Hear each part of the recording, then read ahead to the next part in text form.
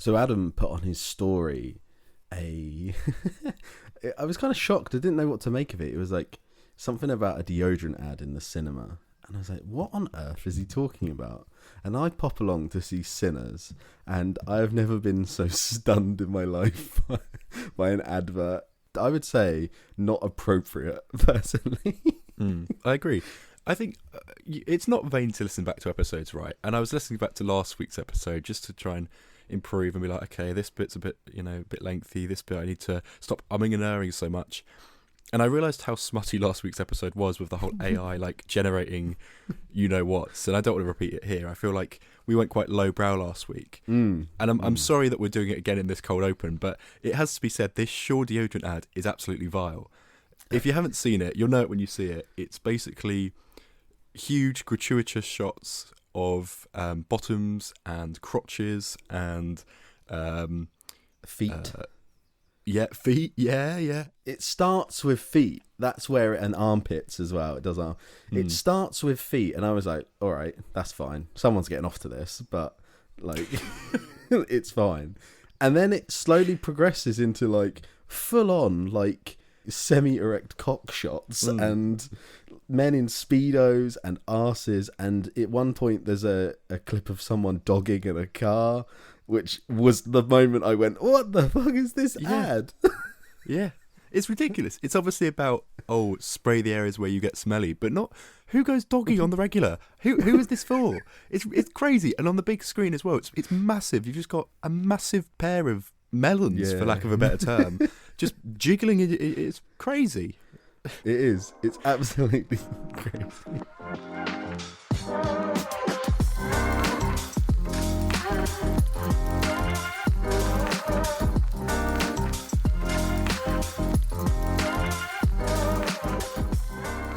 Hello and welcome back to Moving Up. It's episode 65 with your hosts, me, Adam Barlow. And me, Sleepy Alfie Walker. We're going to be slightly subdued, I imagine. I know we started on a high note there, but we probably sound a bit groggy. We've just woken up. It's a fresh 9:14 a.m. We don't often do a morning recording. We used to when we were at uni, but since fleeing Bournemouth University, we tend to do evening recording. So it was nice to do a morning one. I think potentially we might be a little more concise. I feel like we ramble sometimes, but no, I'm ready, raring to go. Just sounding a little groggy, but I'm sure that will change in the next 10 minutes. Yeah, how are you doing other than that? I know we've both had quite a busy and bizarre week. Yeah, just busy. Busy with house, busy with new job. Just a lot going on. It's quite difficult to fit a cinema trip in, but I'm glad I did because this film was excellent that we're going to review. Shall we dive straight in with it, Adam, and talk about your week? Most importantly, your Thursday evening. Tell us about that. Yeah, so I think I probably mentioned it on the podcast a couple of weeks ago, but I booked tickets to see Jeff Goldblum, and the Mildred Snitzer Orchestra, which is his jazz band, right? And they were doing one night at the London Palladium in London. sort of in the title there. In Newcastle. Yeah. In Manny. No, in London. And I went along with my mum, who, by the way, was getting very stressy, like quite unpleasantly stressy about what she's going to wear. And we got there, and like the first people we saw were wearing jeans and a hoodie. And I'm like, Mum, you really didn't need to deep it that much. Anyway, it was a lovely night. He brought out some guests. He brought out Dodie, the singer, and Emma Smith, I think, was the other singer they had there. And his little two sons came out and played their piano as well, because they've been doing lessons, and that's adorable. Cool. They were very like, you could see they were like, oh my goodness, I don't believe these are all these people here. You could tell that it was the first time they'd done anything like that, so that was a really special moment to be there for that. His wife Emily came out on stage as well, but he was lovely. Like even before the show started at like 8:30, from 8 till 7:30, he was doing games with a crowd. He was taking letters and signing stuff, and just holding the mic and strolling up and down the stage, reading parts of books and stuff, and just being his own hype man. And my God, who else could do that role as well as Jeff himself? So it was a wonderful night, and Mum and I both loved it. We were front row for the cost of £240, but we had an excellent view, and he was kneeling down because we were right by the aisle as well. Some lady ran up to him and said, "It's my birthday. It was my birthday last week," which, by the way, a bit of a stretch. If you're going to an event and you're like, "Oh, my birthday was a week ago," there's got to be a line drawn. That's probably half the people in the room. Like, anyway, he took a photo with her, and and it was a nice moment. It was quite funny. But he's one of those people that every single word he says, even if it's just like he's just narrating what he's doing on stage, like he ate a mint at one point. He's like, "I'm going to have a lozenge. Anyone got a guess of what flavour this is?" Like that. It's just everyone's in stitches. It's so good. I don't know how he does it. It's just brilliant. We go back to the hotel that night. It was quite a long show, actually. So we were tired, but we were up bright and early, had brunch in Spoons in Elephant and Castle. Very nice Spoons, by the way, if you ever get to go. And we walked to Victoria Coach Station. We were a bit worried. We had to take a detour / I took a wrong turn. Completely by accident. It was very busy in London. They were doing, I think, the Victory in Europe celebrations, that kind of thing. So the whole of Whitehall was pretty much, packed. And we were trying to quickly, up against it, because Google Maps was saying we weren't going to make it to the station till 10:02. And that's too late, right? So I was like, "Mum, pick up your feet. Stop taking photos of the architecture. You can do that another day." If you've never been to London before. So I was head down looking at my phone, trying to track where on earth we were going. And my mum's like, "Oh my God, it's Jeff." I was like, "What?" She's like, "It's Jeff." I was like, "What?" We'd taken a wrong turn, and coming out of this hotel was Jeff Goldblum and his family. And he had 3 or 4 people around him signing stuff. And I was like, "What the flip? What are the chances of this?" I started shaking. I was like, I was speechless. I didn't know what to say. And then Mum started doing the thing that only a mum could do, where she was like, "Mr. Goldblum, Jeff, please." Like she was no offence, some sort of lady of the night calling out. It was very strange, very weird voice. I've never heard that come out of her face before.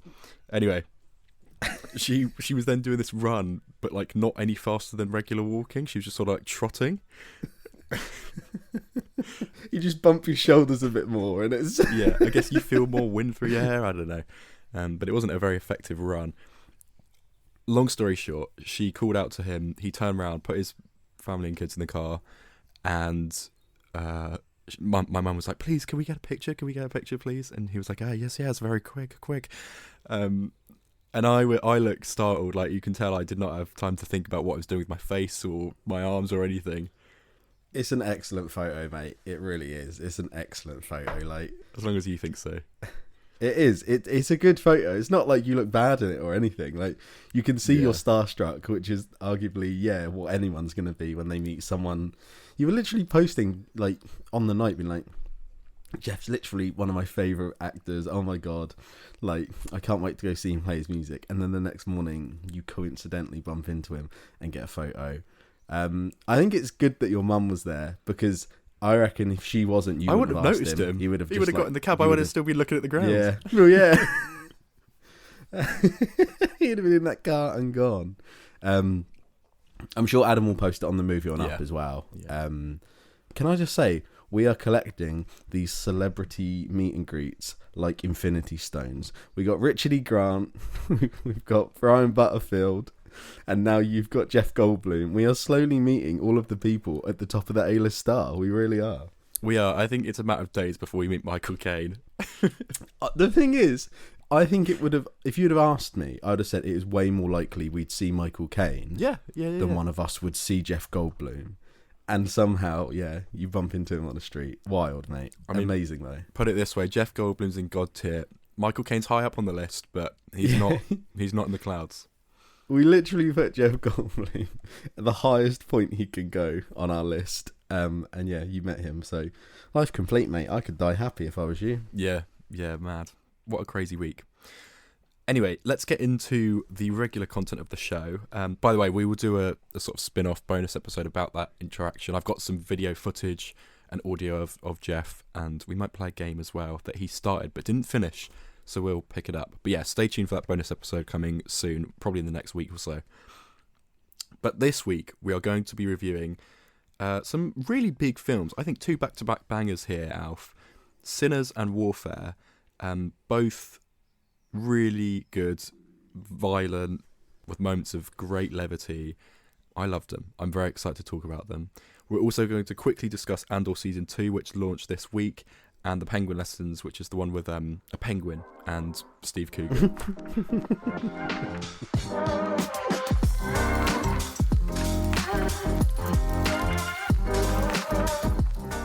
Talk to me about Steve Coogan and this film that has been at... I feel like it's one of those films where I feel like I've had trailers since I went to see Saltburn in 3 years ago. Like, I feel like these trailers for this film have been there forever. You managed to catch it. Tell me about it, Adam. Yeah, I mean, the Odeon also played loads of trailers and then didn't show it at all, which was ridiculous. Insane. They pulled a Cineworld. Thankfully, I was in Dorchester in the week, and I went to the lovely Plaza Cinema there. Really like nice art decor, very oldie worldy, really lovely place, and it was perfect for The Penguin Lessons. It really matched that vibe. The film itself, though, I'm a huge fan of Steve Coogan, massive fan of Alan Partridge in particular, and I have a theory that Steve Coogan, when he's not doing Alan Partridge or The Trip, I sadly don't think his comedic roles land as well for me, because I've seen bits of Greed and I've seen obviously this film and to an extent the Alan Partridge film, which I think is slightly off kilter in some way. I don't think he works as well on the big screen, and I find that sad. So if anyone has any recommendations, do let me know. Yeah, it's long form, isn't it? I think it's when you're forced to do a much longer thing, like you said with the film there. I think people feel the same like about the In-Betweeners movie, where like the concept of the In-Betweeners works in half an hour TV shows, but then doesn't when you're forced to do 2 hours. And I think that's the same potentially with like Partridge or with Steve Coogan. But yeah, did this film change your opinion on that, Adam? No, not really.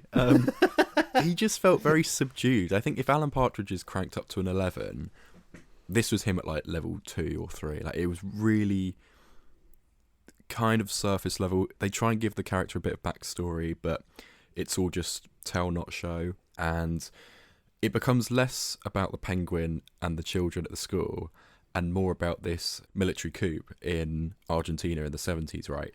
And then it becomes quite... Does it? Yeah. It becomes quite depressing. And then also... No, I won't spoil it, but it does just sort of end on a kind of dour note. It's all right. Like, it's fine. But it's not the film that I think the trailer was selling. So even if you saw that 1,000 times, don't worry, you still don't know what the film's about. Which is pretty... There's been a real issue with trailers not portraying the film recently. I think this is about the third film in a month or two where we've gone, this film is not like the trailer. No, it's a weird phenomenon. And yeah, I'm sad to say that although a penguin and Steve Coogan sound like great scene partners, it actually was quite sleepy, and I did have trouble staying awake at points. Moving on though to Andor, something that absolutely did not make me fall asleep. I don't mind season 1. I don't love it as much as many people out there do. I know it's really well regarded within the Star Wars community, and they were celebrating it at Star Wars Celebration as well. But Andor season 2 premiered with 3 episodes. I think that's how it's going to go for the next 3 weeks, is it? The next 3 additional weeks, and I believe there's a 1-year time jump between each set of episodes. So next week's 3 episodes will be a year after this one. So yeah, cool. What did you think of these first 3 episodes? Yeah, really good. It was a nice sort of introduction back into it. It's been 2 years, so. I appreciate that it didn't pick up immediately after. It picks up, I think it says a year after, doesn't it? It's the episode name, I think. I do think the choice to release all 3 is a really interesting one. It does mean you've basically got a film, but I don't know how that works pacing-wise. Yeah. That's my only issue with the show, is I think there is pacing issues, and there was in season 1, as much as I like it. But overall... yeah, I thought it was excellent. The way it got back in, it didn't start on some ginormous plot line. It's sowing seeds for something that's going to come at the end of the season, if you're aware, when they talk about Gorman. we got a nice zesty director Krennic in it. He's acting a little bit different to how he does in Rogue One, but I'm all for it because I enjoy the role. Diego Luna, obviously great. He spent the entire 3 episodes in a TIE executor, which was kind of a cool choice. And obviously there is the sexual assault scene, which people online are either fuming about or praising them for. You always are going to get incels moaning about stuff like that. But no, overall, I think the 3 episodes are an excellent little trio of episodes. The Mon Mothma stuff where she's dancing at the wedding, and it's a side of Star Wars we never see. It really is. Like, I think it's such an excellent deep dive into the world of Star Wars that's just not shown in any other show or any other film. And it feels like a proper TV show. It feels like this is the sort of thing that could get Star Wars on a map if enough people watched it. It could bring people back in. How did you find the 3 episodes, Adam? I think pretty similarly. I maybe had a few issues with episode 3, not about that scene, but I think maybe the wedding stuff and even the stuff with Andor, maybe some of it dragged on a little too long for me. Yeah. I'm also like, did some of these arcs need 3 episodes? Probably not. Like, if they were pacing it normally, I don't think you'd spend more than an episode on some of this stuff. I found like the whole Rebel split up on that random planet to be quite irritating. I thought they all felt really out of place in Star Wars. It kind of gave me the vibes of those speeder riders from Book of Boba Fett, where they felt like, oh, you can tell they've got a mobile phone just off set. You know, they weren't quite embedded in the Star Wars world, I didn't feel. But overall, I think it's a very strong start, and I think if it continues like that, it may well be better than season 1 for me. I thought the first episode in particular was fantastic. I had absolutely no notes in that regard. Yeah, an awesome introduction. Yeah. Episode 2 was pretty decent as well. I liked how complex it was. Oh yeah, the whole thing with Dedra, is that her name? Dedra and Cyril. I didn't know they They're were together now. Yeah. No, they weren't. At the end of at the end of the season, she like tells him he's a prick, and like he does save her life, but she still doesn't like him. And Interesting. Then it just cuts to them, and they're a couple now. They're a cute couple on Coruscant. I don't know what that was about. Has Cyril always been that pathetic as well? Like, what's going on with his mum? Why? I did find that a bit boring, and I'm like, it is a side of Star Wars we haven't seen, but is there a reason for that? Probably. Yeah, it was soap opera, wasn't it? It was big sort of soap opera energy. But I must say, I think the show could have done, or the 3 episodes could have done with a bit more Empire stuff. Empire stuff is what really gets me going. Like, yeah, this is cool. This is really cool. Like, every time we switch back to them in that board meeting, I was like, yeah, this is cool. This is cool. And then we'd cut away to the wedding or them on that farm, and I'd be a bit like, right, this is still cool, but can we go back to that board meeting? I want to hear them talk about stuff and be evil again. Like, yeah, I would have loved a little bit more sort of, Krennic walking about, but I presume that we're going to get that in the next 9 episodes. I hope so. Director Krennic's one of the best characters in Star Wars. I loved he's only got a small role really in Rogue One, but I think he's great. He's really fun.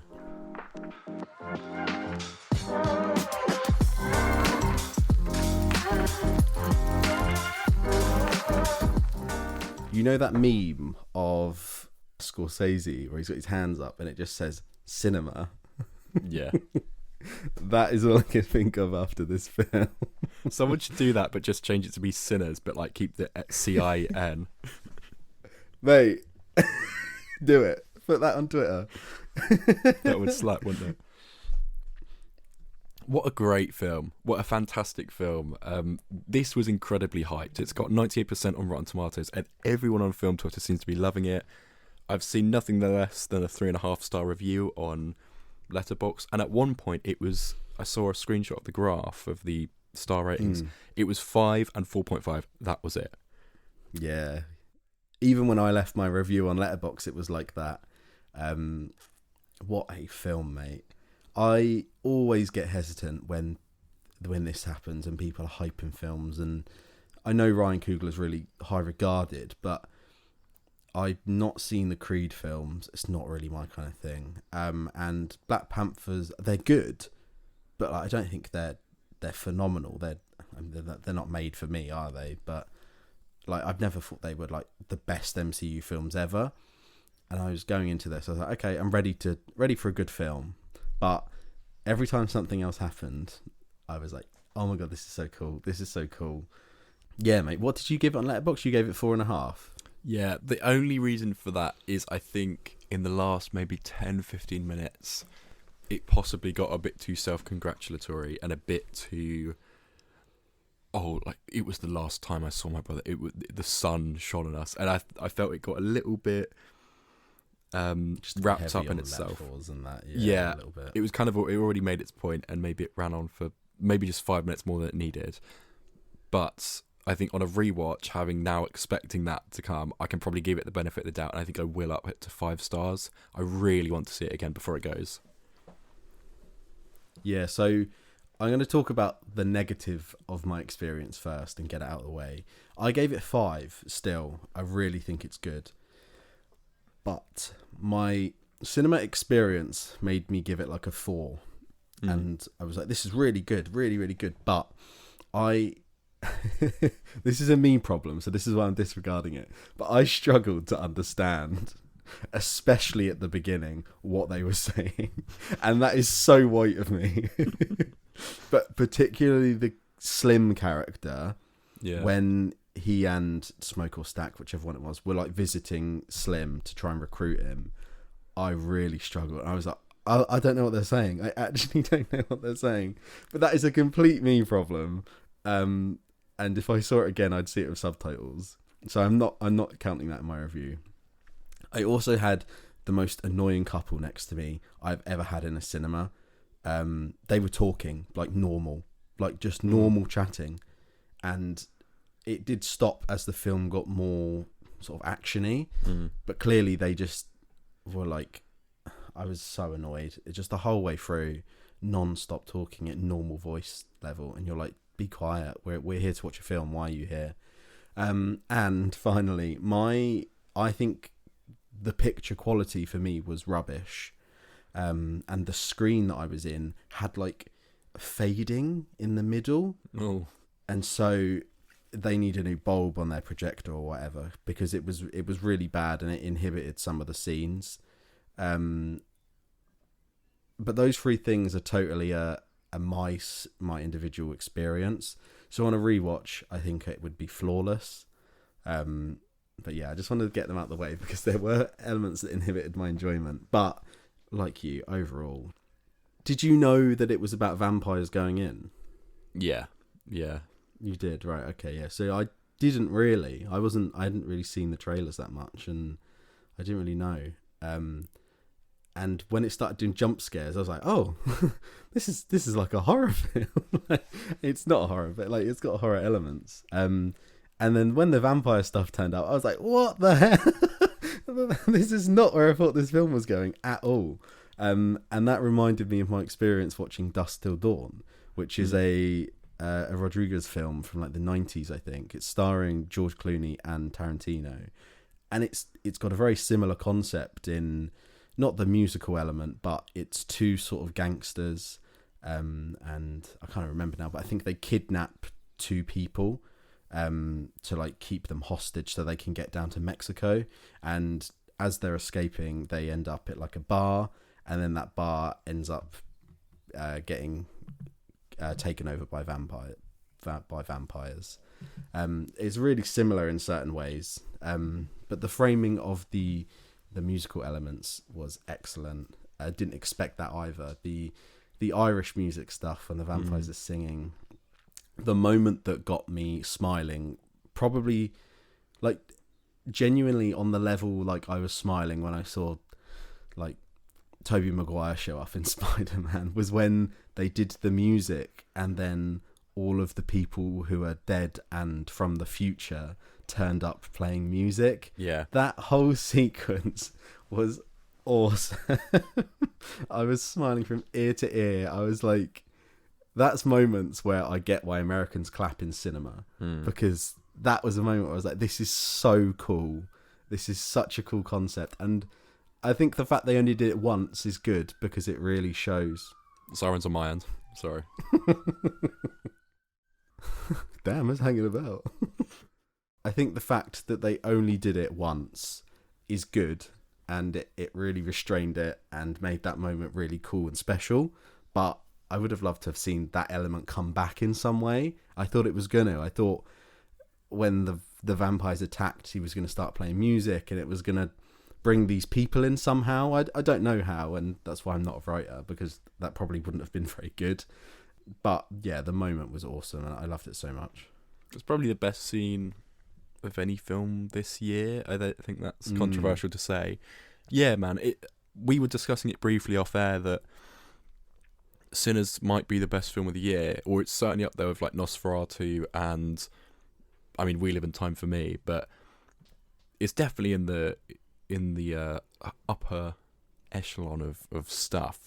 What a brilliant film. It's basically about these two twins, both played by Michael B. Jordan, called Smoke and Stack. Smoke wears blue, Stack wears red, and Smoke is a bit more angry, a bit quicker to pick up his gun and stuff like that. They both served in the army in World War One, and they've come back to their hometown in Mississippi, and they're setting up a juke joint, which I guess is a bar for sort of exclusively the black community to play music and to drink and have food and just be safe. They buy it in this old barn, and then it's about kind of the next 24 hours of them setting it up, inviting musical talent to come and play, and then it all sort of goes wrong. These vampires with sort of Irish descent come in, played by, what's the guy's name? Yeah, he's from Skins. Yeah. He's a boyfriend in Back to Black, isn't he, as well? Oh, yeah, he is. I didn't even click that. Yeah. I don't know the actor's name, but he's most known for probably not Black Mirror, Skins from like early 2000s. Jack O'Connell, that's it. He's great. He's brilliant in this film because he's charismatic in some ways, especially when he's doing the dance in the big circle towards the end. And the song that he sings with, is it Joan and the other guy, the first guy that he bites? That's really cool. That's a lovely song. It has so much going on. The music all hits, and it's brilliant. I've been listening to the soundtrack religiously since. The cast all do a fantastic job. Hayley Steinfeld in here being like an evil, seductive vampire lady is kind of hot. Yes. And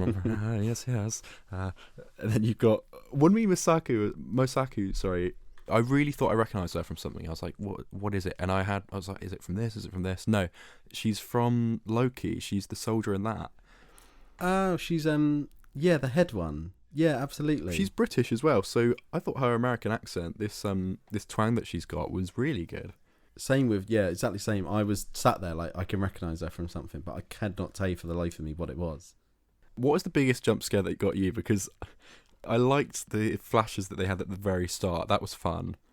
But the one that really made me like my whole body jolt. Let me guess. The snake. No. It was No, was it not? It was the most pathetic bit. It was the bit where Remick lands. Like it looks like he's jumping out of a car from heaven or whatever. Yeah. Yeah. He just drops. And he's all burnt up and like sizzling.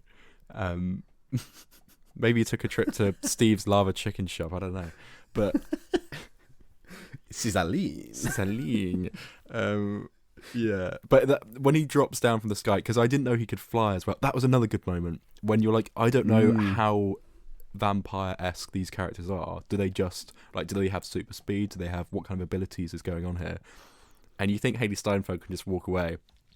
Kind of spoilers, I guess, but it's sort of in the trailers. And then he just rises up, and you're like, oh no, and it cuts. You don't even see it happen. It's just, oh, you know it's gonna happen, and that got a gasp out of everyone. It was really threatening. Yeah, my showing was full as well. Yeah, my cinema were reacting to it, which is quite rare in British cinema.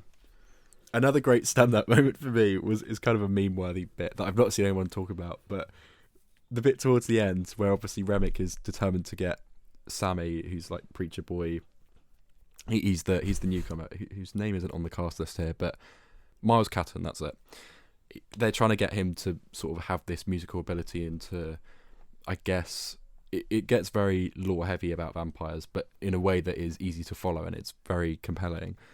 But it's the stuff about like souls getting trapped in the world and just feeling despair for the rest of time, and they can't die and see their loved ones unless they get freed and stuff like that. So that's why they want preacher boy because he can do the whole music thing and connect souls and things like that.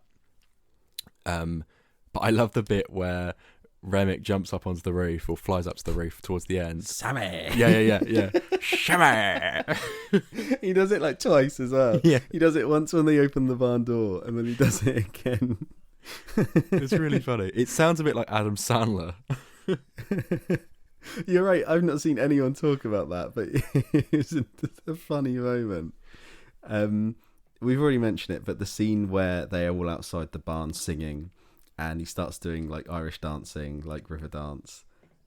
I don't think I've watched a film where I've been so like engrossed in a storyline and what it's portraying, but then also it has like real moments of levity that are really funny, but then they also are sort of quite dark and a bit sinister, and it's charming at the same time. Yeah, it's funny. It keeps like turning over. The pacing is great. I love the way that it's just set over sort of, yeah, like you said, 24 hours almost, where you just get it happen, or not in real time, but it feels almost like that. The beginning was like the first Muppets film where they have to get the band back together again, and they're going around in like a car picking up the old crew members to start this band up. I love the scene. It's fairly at the beginning where you meet like Grace and Bo Chow, the Asian characters. I think they were really cool. It irritated me when she does what she does and towards the third act, but I think I get why. I get it. It's a valid like reason and that kind of thing. I think it was really cool though. Just it's really difficult to put into words. It's so good. The way that when he was performing the music and the like dead spirits showed up, and then there were Asian dead spirits there as well, obviously because it was representing them because they were with them. I just think it was really cool. I think it was such a well-done film, and although my screening was bad, I can tell that the way it's shot and the cinematography and some of the shots in here are like iconic. So I think they'll go down as you've seen people have them as their cover photos on Twitter and stuff like that. Like so many cool shots. Yeah, it's a wonderful film, and it's saying so much as well about topics that other people can describe better than we can, but you know, about the whole assimilation of culture and you know, the sort of aftermath of slavery, or to some extent I guess it was still going on, really, wasn't it? I mean, they're still working on these cotton farms and things like that. Yeah, just really really moving actually, and for it to pick away at such deep topics but also have fun with the vampire elements and with the music. And it also effectively does what Nosferatu does, which I think every vampire film should do, and every horror film really, is have that gradual descent into like, everything's gone to shit. And I actually find that quite fun, and I wasn't expecting to. When I started watching horror films, I actually love the moment where it's like, I mean, it's an absolute write-off this, isn't it? Like, I love sort of throwing my hands up at a certain point at like the 3/4 mark, just be like, well, they're done for, aren't they? No one's getting out of here.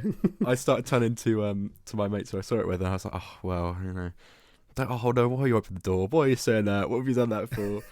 Just like calling them all out. But I love it, and it's great, and it's a really fun film, as you say, and so layered. I bet you could study film and write a whole essay on this, because there's so much stuff about duology and religion and yeah, slavery, racism, xenophobia, whatever, all these important topics. I think it's very rare that you see a film so early in the year and can go, I think this is going to be like in my top 5 for the entire year. And there's a hell of a lot of talk about Oscars already, which is wild. For April 20th or whenever it came out, people are like, damn, this is going to get some Oscar noms. And for a lot of people to say that, critics included, is a pretty high regard, because that does not happen often, that you get a film so early in the year. I think the word of mouth for this film has been excellent as well. I liked the trailers, but I was like, I don't know if this will be for me. But I saw a couple of people on YouTube or a couple of people on Letterboxd just rave about it. I was like, oh no, this is absolutely something I should check out. And it's one of those rare films where I don't often burden the people I know by getting them to go to the cinema with me. But I've messaged my brothers, I've messaged a few of my old schoolmates who I've not seen for months, and I'm like, you need to go see this because I think you'd really like it. Like, this is the type of music that you would listen to, and this is a story that's fun, and if you like horror, which I know some of them do, they'll appreciate it. And also the moments of like sexual stuff is really well done. It's not gratuitous like that Shaw advert, but it's quite it's sexy. Yeah, it is. It's yeah. really well done. It's portrayed in a great way. And Ludwig Göransson's score as well. Yeah, the blend of electric guitars and heavy modern music being mixed with all this sort of like Irish river dance and blues, and yeah, just an insane mix of instruments. He's shaping up to be like a film score composer that is like gonna go down in history. The stuff that he's doing, wild. So good. Like you said, I've been listening to the soundtrack on my commute to work every morning on the bus. Yeah, I think the Smokestack Twins, that little bit of score is great, and obviously the I Lied to You song, and then like the Haley Steinfeld solo single that she put out is great. There's a couple of other songs I think that aren't even in the film, but they're just on the soundtrack, and they're also excellent. So it's just across the board, everyone that touched this film has sort of turned it to gold, and it's a really, really powerful piece of work, and absolutely, like you say, definitely going to be in my top 5 by the end of the year, and for the moving uppies.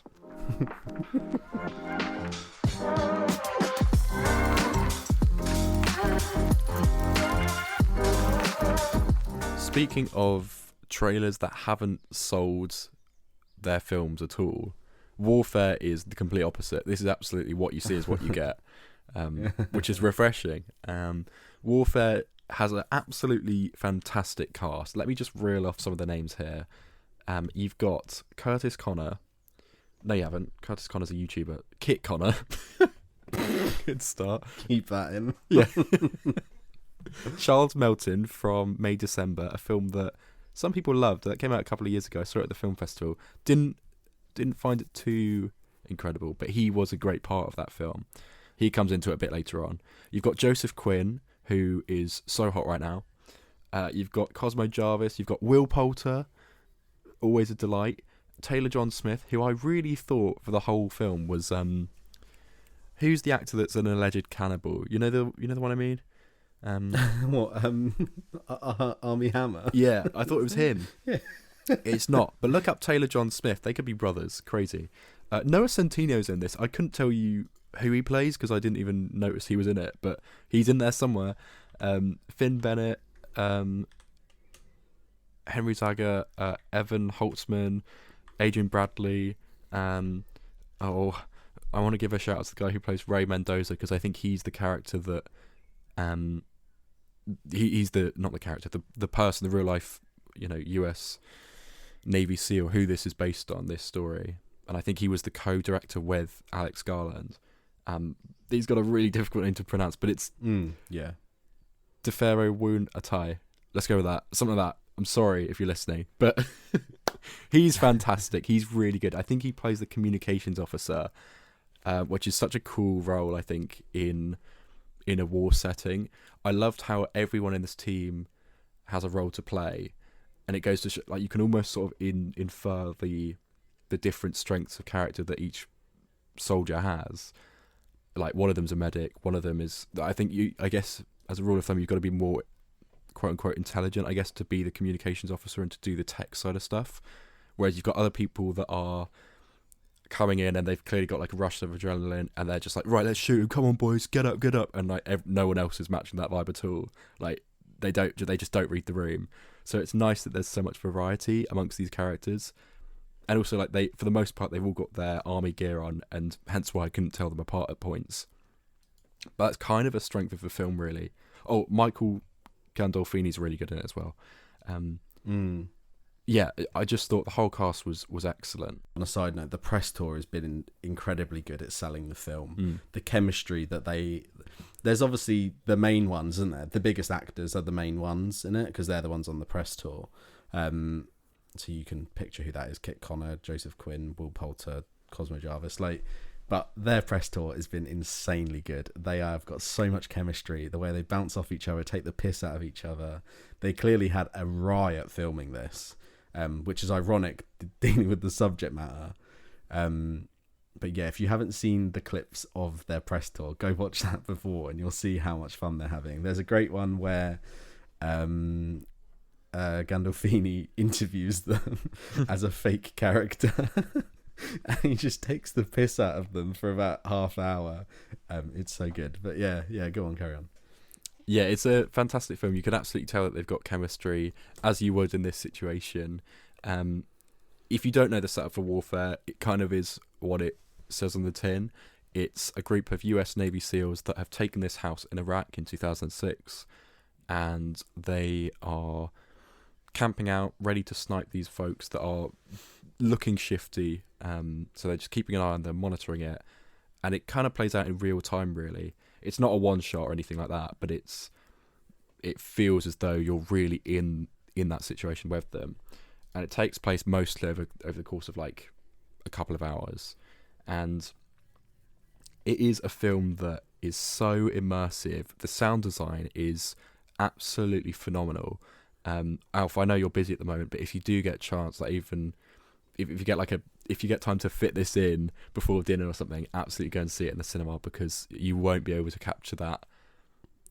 It's like being in a video game, or it's like being, in a war, because there's a few moments where they do what's called a show of force, which I didn't know was a thing, but they get a fighter jet to fly as low to the ground and as fast as possible, kick up a load of dust, and obviously like rupture everyone's eardrums.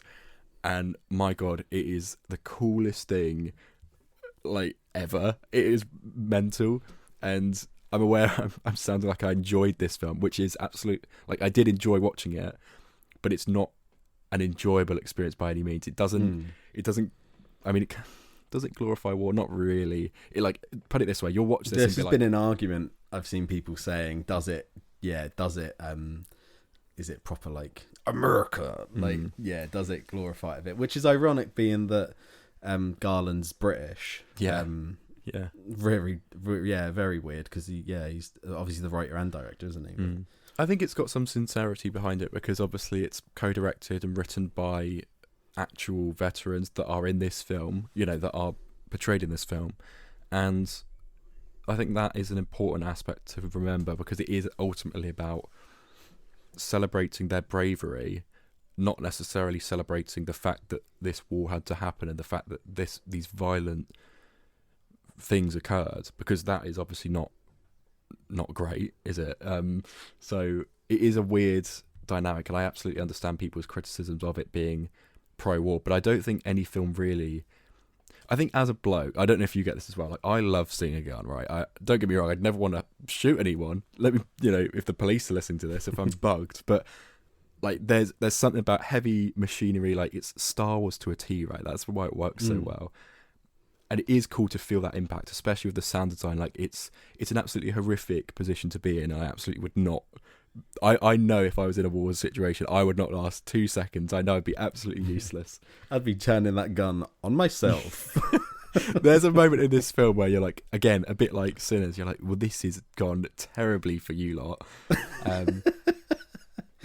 Like, it's because they sort of start out and you're like, oh, this team's like really, they know what they're doing. And then there's a moment that just knocks them for six. You're like, oh, okay, no, we're in the mud here, boys. And it really does do a great job of reeling you in. I really felt like I was part of the team. And they all have their different dynamics, as I said. Like, Kit Connor is not in it a huge amount, but he's playing this soldier that's clearly a newbie, maybe his first bit of action that he's had, and he's just cowering. He's absolutely shell-shocked in the corner. Like, he is crying his heart out for most of the film. And Joseph Quinn, it's in the trailer, so not really much of a spoiler, but there is a moment where something happens, a great jump scare, by the way, and a few people have taken real big casualties if they're not dead already. And Joseph Quinn as the actor, rather, is screaming and crying and absolutely in agony for about 50 minutes of this film, and it is really difficult to watch. It's like some people have compared it to being like the opening scene in Saving Private Ryan. I don't know if it's as good as that, given that gave me a panic attack when I watched it. This didn't do that. Like I wasn't shaking, but you could separate yourself from it. Yeah. This though, I really felt like I wanted to throw up, and I remember getting out the screening and like, I don't know if I need to wee or if I need to just like throw up, because I felt really like anxious. And it's a film that has you so tense, like you are literally, if I didn't see it in a recliner seat, I'd be on the edge of the seat, because it's so immersive and it's so powerful. That aside, I do think it's a little bit shallow in some regards, just in the way that it is so set in stone. Like you're in this position, you're with these characters. There's no time to see the wider ramifications of anything. It's kind of just warfare, hence the title. But I guess that's where it's got similar criticisms to people who saw Civil War, and they were like, well, what's going on? Like, how can we justify this? It's not about that. Yeah. It's another sort of case like that. This is just a true story, and people that experienced it portraying the horrors that they saw, and this particular incident that they had to deal with, which is enough to petrify anyone, really.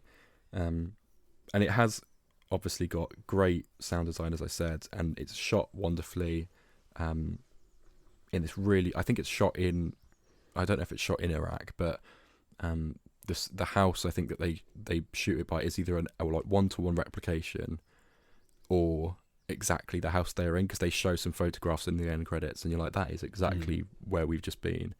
So it's very, very good. The attention to detail is quite staggering, frankly. The pacing as well, actually, I would say, just as a final thing, is also top notch, because just when you think they might be able to overcome something, or you kind of think, so this will be how it plays out for the rest of the film, something comes along and there's another hurdle, or that is another issue that they need to deal with, or another character that they need to calm down, because there's hostages in the house that they need to just, they've taken a family home, and they're obviously not happy about that, and they're every now and then kicking off, and they're like, no, we haven't got, like, while they're being shot at, and then a grenade gets chucked in the window, everything's kicking off. And I found it to be one of the most enjoyable, in a weird way, most enjoyable films I've seen this year.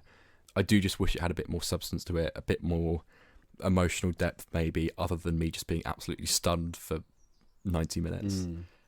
But it is a very good film, and having seen this after seeing Sinners, I was like, what a week for film. What a brilliant pair of films. 2 for 2 there, mate, yeah.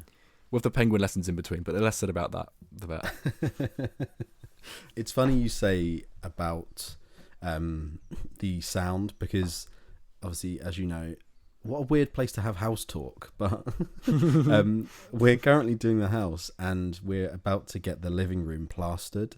Yeah. And the reaction from people from this film, like I said, I haven't seen it, but people saying, wow, this sound design is phenomenal, blah, blah, blah, blah, blah, has made me go, oh yeah, we need to have a home cinema system. And so we have, on the reception of people saying how good this film is, we are now putting in surround sound in our living room. Nice. Because we have to put it in the walls before we get it plastered.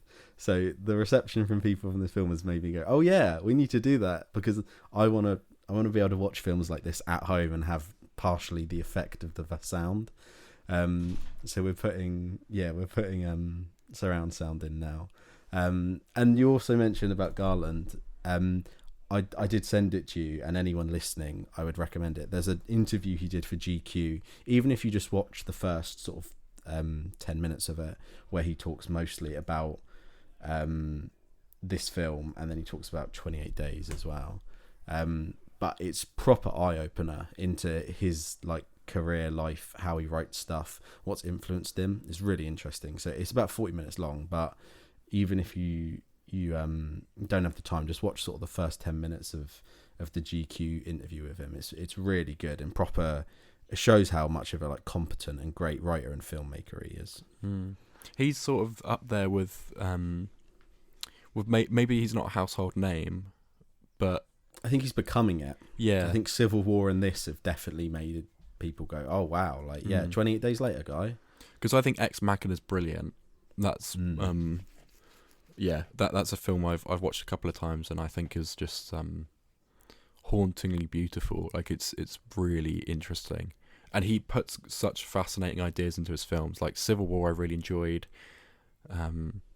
Warfare, I've liked hugely. You know, yeah, I'm excited to see what he does next, and I do need to catch up with these 28 films. 28 years later, coming in a couple of months. Yeah.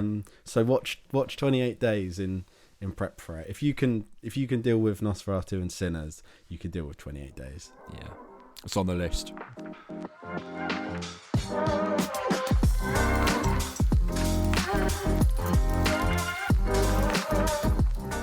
The recurring segment that nobody asks for. It's time for... Take it away, Adam. Yes, it's the big question. The Goldblum theming there is very apt. Upon Adam meeting one of his idols, potentially, Adam's big question this week was, what celebrity would you love to meet, or what actor would you love to meet? A fair few responses here, right, Adam? You going to rattle through some? Yeah, I just want to say, again, the bonus episode about Jeff Goldblum's on the way. But you know the phrase, never meet your heroes? I do think Jeff Goldblum is probably... I don't know, I don't want to lie to myself, not that it really matters, but I remember putting on my story, he's my favourite, and I'm like, well, I can't lie if he isn't. But I'm like, no, he is. He's Ian Malcolm in Jurassic Park. Like, where do you go from there? Craziness. But never meet your heroes. Well, he's living proof that you can, and they are lovely and fantastic and attentive and personal and all those lovely things that you'd want Jeff Goldblum to be. But anyway, yeah, as you said, big question this week was, who would you like to meet? Ollie said Jeff, brackets, I'm jealous. Fair play. And then he sent another one that says probably David Tennant or Matt Smith or Peter Capaldi or Jodie Whittaker or Ncuti Gatwa or... and then carrying on. Or Tom Baker. Yeah. Or... I've run out of Doctor Who, so I don't know any of the others. Liddy got in touch and said Jack Quaid seems like a solid guy. That's a good shout. Yeah, that's a good shout. Joshua Dodd said John Cena. Hope that counts. Yeah, he's an actor. Yeah, but you can't see him, can you? Very good. Josh Brooker. You've maybe already met him, Joshua. Yeah. He's actually in your room. Josh Brooker said Al Pacino, Saoirse Ronan, or Danny DeVito. A random three there, but okay. Yeah, incredibly. Danny DeVito out of left field, I'd say. But Saoirse Ronan's a great shout. Al Pacino too. I do worry. I don't think I would like to meet Al Pacino or that sort of generation, like Jack Nicholson. I think they'd all be a bit scary. Yeah. Your brother, Lenny, got in touch. Take a guess who he said. I actually don't know. Have a guess. It's a silly one. Of course it is. Michael Caine. I put Paddington, but... No, that's cute as. I love it. Kind of valid. That should be everyone's answer. Mimi got in touch and said Paul Rudd. That's a shout as well. He would be funny. I think he'd be very nice to meet. Summer Lakin said David Tennant again. Doctor Who fan there. Kitty Nixon coming through with a Bill Nye. Ooh, that's a good shout. I like that. Yeah, I saw Bill Nye from afar, and he seemed like a good bloke. That's my. I thought she'd have said Walton Goggins personally. Yeah, but... her obsession with Walton Goggins, I don't understand. I don't know if I'm missing something. He doesn't seem particularly nice. He's a good actor. He's excellent in White Lotus, but yeah. Interesting crush that she's got there. And then finally, we've got someone that said Emma Stone. Emma Stone. Emma Stone. Keep your answers coming in because we can see them, and we love to know who you'd like to meet.